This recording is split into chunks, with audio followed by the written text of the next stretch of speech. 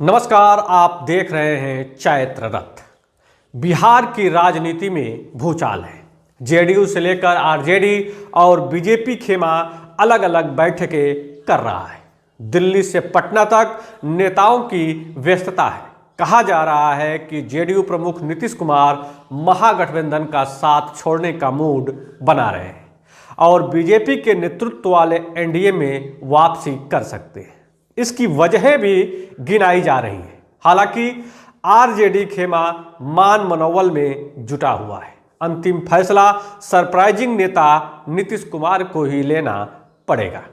हम तो गठबंधन के मुखिया माननीय नीतीश कुमार जी से ही आग्रह कर सकते हैं कि शाम तक इस कंफ्यूजन को दूर कर दें। ये जो गठबंधन को लेकर संशय बना हुआ है, जिससे कि आम जनजीवन भी प्रभावित हो रहा है। और आज ही तेजस्वी जी हमारे डिप्टी सीएम 3-4 जगह से झंडा फहरा के आए, तो उस हिसाब से हमारी तरफ से तो स्पष्ट है। अब ये जो संशय आप लोगों की मीडिया में चल रहा है, वो संशय हमारे लिए भी रहता है। नहीं, संशय दूर करना, इस गठबंधन की मुखिया कौन है, गठबंधन किनके साथ बना, तो हमारी ओर से तो आप एक भी टिप्पणी नहीं देख रहे होंगे। तो मैं आग्रह करूंगा हाथ जोड़ के माननीय मुख्यमंत्री जी से कि शाम तक ये जो संशय, कंफ्यूजन, ये इधर उधर, वो सब स्पष्ट हो जाए, ताकि बिहार अपने हित पर, बिहार के युवाओं के हित पर हम जो ये 4-5 दिन से चीजें देख रहे हैं वो खारिज हो जाए। आपको लगता है शाम से आज दोपहर तक नीतीश अपना फैसला भी सुना सकते हैं। दरअसल बिहार में राजनीतिक हलचल की खबरें तो एक हफ्ते से चल रही थी, लेकिन जननायक कर्पूरी ठाकुर की जयंती से एक दिन पहले बीजेपी ने मास्टर स्ट्रोक खेला और बिहार में सियासी उथल पुथल शुरू हो गई। बीजेपी ने दिग्गज समाजवादी नेता कर्पूरी ठाकुर को भारत रत्न से सम्मानित किए जाने का ऐलान किया। उसके बाद श्रेय लेने की राजनीति शुरू हुई और बीजेपी, आरजेडी और जेडीयू तीनों दलों के नेता आपस में भिड़ गए। अगले दिन जब जेडीयू ने कर्पूरी ठाकुर की 100वीं जयंती पर अपना अलग कार्यक्रम रखा, तो उसमें परिवारवाद पर सीधा बोला। आज जननायक कर्पूरी ठाकुर जी अपने किसी परिवार को कुछ करते थे। आजकल लोग परिवार का लोग कितना करते रहता है, नेता बनता। और जब उतने बड़े नेता थे, वो अपने किसी लड़के को करने नहीं तो चले गए। तभी हम इनको, जो रामनाथ ठाकुर जी को, जब वो चले गए तो हम ही लोग रामनाथ ठाकुर जी को आगे बढ़ाए। यहाँ पर मंत्री रहे, सब कुछ रहे। आजकल राज्यसभा के सदस्य हैं और वहाँ पर पार्टी के तो जनरल सेक्रेटरी भी हैं, पार्टी के नेता भी हैं। हर तरह से उनका इज्जत हम लोग करते हैं। तो हम लोग तो करते हैं, लेकिन आजकल तो बहुत लोग अपने परिवार को बढ़ाते रहता है। लेकिन आप समझ लीजिए कि जननायक कर्पूरी ठाकुर जी, नीतीश का कहना था कि जैसे कर्पूरी ठाकुर ने अपने परिवार को राजनीति में आगे नहीं बढ़ाया, वैसे ही हम भी अपने परिवार को राजनीति से दूर रखते हैं। जबकि कुछ लोग तो अपने परिवार को ही आगे बढ़ाने में लगे रहते हैं। नीतीश के इस हमले को खास तौर पर आरजेडी में लालू परिवार और कांग्रेस में गांधी परिवार से जोड़कर देखा गया। फिर क्या था, लालू यादव की बेटी रोहिणी आचार्य ने बिना नाम लिए नीतीश पर पलटवार कर दिया। रोहिणी ने सिलसिलेवार 3 ट्वीट किए और तीनों में नीतीश पर परिवार से लेकर उनके सार्वजनिक जीवन पर तंज कसा। नीतीश को जानकारी मिली तो उन्होंने तल्ख तेवर दिखाए और अपने पीआर टीम से रिपोर्ट तलब कर ली। उसके बाद से शुरू हुआ बिहार की राजनीति में हलचल का दौर। बीजेपी ने अपने प्रदेश नेतृत्व को दिल्ली तलब कर लिया। प्रदेश अध्यक्ष सम्राट चौधरी, राज्यसभा सांसद सुशील मोदी, एलओपी विजय कुमार सिन्हा समेत राज्य के अन्य वरिष्ठ नेताओं ने दिल्ली में केंद्रीय गृह मंत्री अमित शाह से चर्चा की।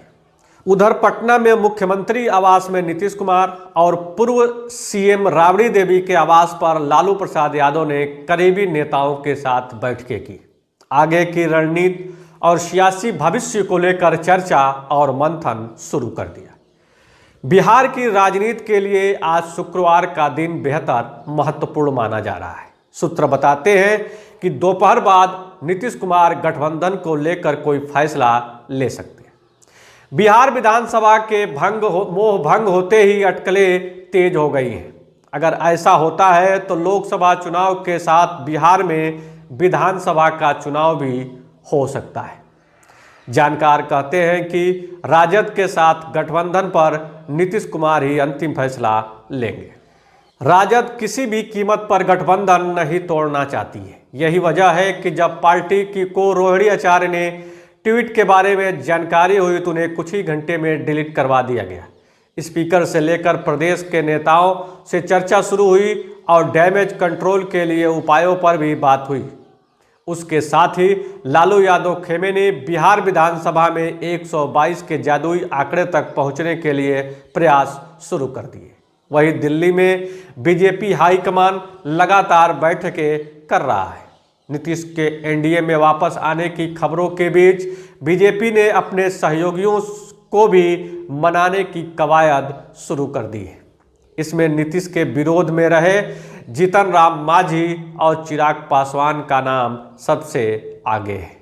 आज लोजपा रामविलास नेता चिराग पासवान को दिल्ली बुलाया गया है।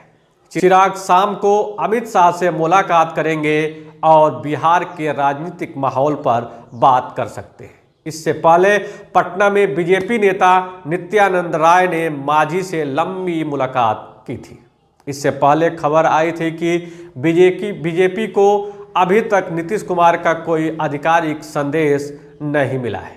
ऐसे में बीजेपी के पास दो विकल्प हैं। पहला, विधानसभा भंग करवाकर लोकसभा चुनाव के साथ विधानसभा चुनाव के करवाने का। दूसरा, नीतीश कुमार को मुख्यमंत्री पद के लिए समर्थन देना। लेकिन बीजेपी के स्थानीय नेता नीतीश कुमार को सीएम बनाए रखने के पक्ष में नहीं है। यही वजह है कि हाईकमान स्थानीय नेताओं को भरोसे में लेकर ही किसी निर्णय तक पहुंचने की कोशिश कर रहा है। गुरुवार शाम बीजेपी अध्यक्ष जेपी नड्डा, बिहार के प्रभारी विनोद तावड़े और बीजेपी के अन्य नेता अमित शाह के घर मिलने पहुंचे। हालांकि बीजेपी अध्यक्ष सम्राट चौधरी का कहना था कि यह बैठकें आगामी लोकसभा चुनाव के लिए बीजेपी की तैयारियों के संबंध में हो रही है। जेडीयू के प्रवक्ता केसी त्यागी ने चर्चाओं का खंडन किया और कहा कि इंडिया ब्लॉक सलामत है, गठबंधन में सब कुछ ठीक है। हमारी पार्टी खुद को इंडिया ब्लॉक का जनक मानती है। हमने राहुल गांधी और पार्टी अध्यक्ष मल्लिकार्जुन खड़गे से उन चिंताओं को दूर करने के लिए कहा है जो तृणमूल कांग्रेस और आम आदमी पार्टी जैसे सहयोगियों ने जताई है। दरअसल पश्चिम बंगाल में टीएमसी और पंजाब में आप अकेले चुनाव लड़ने की बात कर रही है। वहीं बीजेपी के एक सहयोगी ने दावा किया है कि बिहार में महागठबंधन सरकार के पतन के लिए मंच तैयार हो गया है। बिहार में इंडिया गुट के सबसे बड़े घटक राजद से नाता तोड़ने के बाद बीजेपी के नेतृत्व वाला एनडीए नीतीश कुमार का समर्थन और स्वागत करेगा। नीतीश ने साल 2022 में बीजेपी के साथ गठबंधन तोड़ा था और राजद के नेतृत्व वाले महागठबंधन से हाथ मिलाया था। इसके अलावा सूत्रों के अनुसार नीतीश ने राहुल गांधी की भारत जोड़ो न्याय यात्रा में शामिल होने से भी इनकार कर दिया है। यह यात्रा 30 जनवरी को बिहार में प्रवेश करने वाली है। उन्होंने 4 फरवरी को झारखंड में होने वाली अपनी रैली को भी रद्द कर दिया है। बिहार में अभी क्या है विधानसभा का गणित, आइए समझते हैं। राजद के पास 79 सीटें, बीजेपी के पास 78, जेडीयू के पास 45, कांग्रेस के पास 19, वामपंथी दल 16, हम के पास 4, एआईएमआई के पास 1 और निर्दलीय के पास 1, कुल 243। विधानसभा में बहुमत के लिए 122 सदस्यों का होना जरूरी है। सत्तारूढ़ गठबंधन महागठबंधन 159 सीटों के साथ है।